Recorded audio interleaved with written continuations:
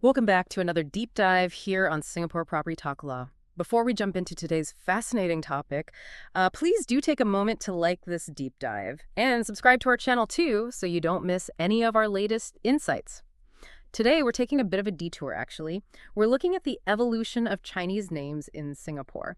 It sounds simple, maybe, but it's surprisingly personal, deeply tied to identity, It's like peeling back layers of history, culture, all in a name. Indeed. It's a really rich area. We're going to unpack how things like government policies, global trends, even just personal taste, Yeah. how all that has shaped the unique ways ethnic Chinese Singaporeans are named today. And what's really fascinating is how these names sort of mirror these bigger shifts in society and how we see ourselves. Okay, so let's dive in. Where do we start? Our names often carry echoes of our ancestors, right? For many Chinese Singaporeans, that means a link back to specific dialect groups. Absolutely. That's the foundation, really. When Chinese migrants came to Singapore, starting way back in the early 19th century, they brought their dialects. And these weren't just ways of speaking. They represented distinct cultural groups, identities. We still see that reflected today, in the numbers. Oh, right, like the main groups. Exactly. Yeah. The top five by number of speakers are Hokkien, that's roughly 40%. Then Teochew, maybe 20%. Cantonese around 15%, Hakka 8%, and Hainanese about 7%.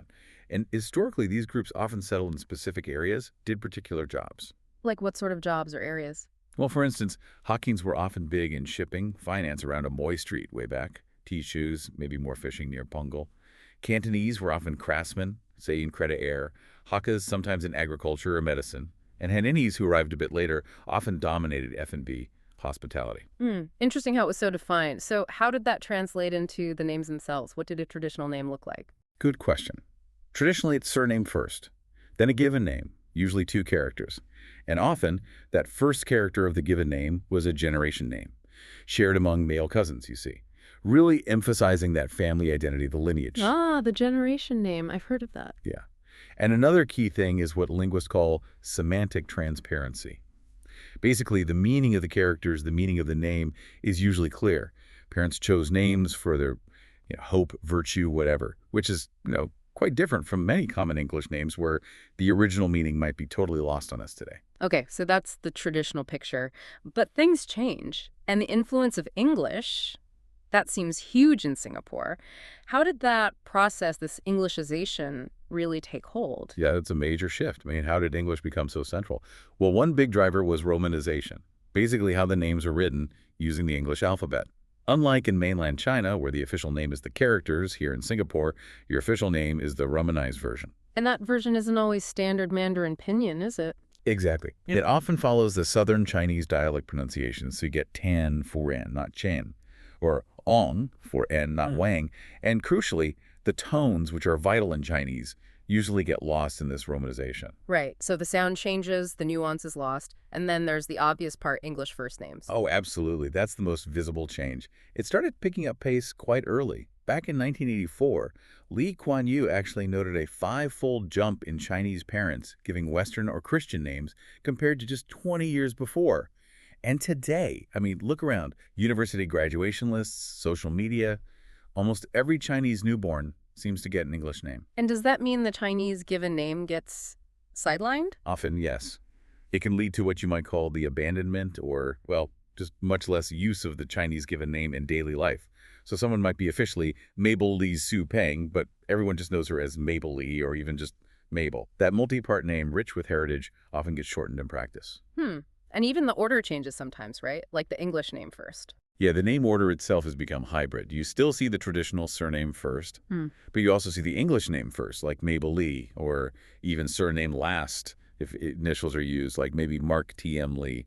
It's all mixed up now. So why? Why this big shift? What was driving it? Well, it lines up pretty neatly with some big demographic changes. Huge increases in English literacy, for one, and maybe even more importantly, English becoming the main language spoken at home for more and more ethnic Chinese families. Ah, the home language shift. That makes sense. Yeah, there's also a correlation with the rise in Christianity in Singapore. English-based first names are often seen, rightly or wrongly, as Christian names. So that adds another layer to it. Okay, so Englishization is massive, but it's not the only force at play, is it? There were other influences, too. That's right. Things weren't always moving in just one direction. The government actually pushed for Mandarinization for a while. Remember the Speak Mandarin campaign starting in '79 that led to a push for pinyin, the standard Mandarin romanization system. Oh, yeah, I remember that. Pinyin names in schools. Exactly. In 1981, they introduced pinyin names in primary schools, though interestingly, they reversed that specific policy in 1991. But the effect lingered. It contributed to the wide range of naming conventions you see today. You could. We could have the full pinyin name, like Li Wixom, or the traditional dialect romanization, Li Wei Hiongo, or even a hybrid like Li Wixom, mixing the dialect surname with pinyin given name.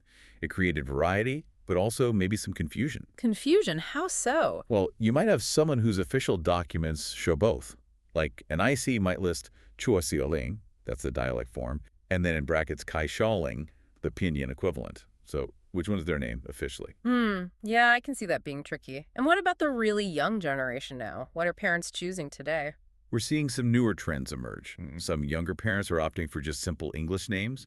Sometimes they even omit the Chinese name entirely from the English part of the birth certificate. There was an example cited of a Miss Shanice Hu. Just Shanice Hu. Wow, completely dropping the Chinese given name on paper. Seems so, in some cases. And there's also this real drive for unique, distinguishing English names. You get trends, like that period when every other boy seemed to be named Jaden. The Jaden epidemic, people joked. Or parents picking really unusual names, like apparently someone named their kid Solskjaer Theo. Solskjaer. Seriously, like the football manager. Apparently. Reflects a desire for names that stand out, maybe work internationally, or maybe just big football fans. And here's a fascinating blend. This desire for auspicious names, good luck names.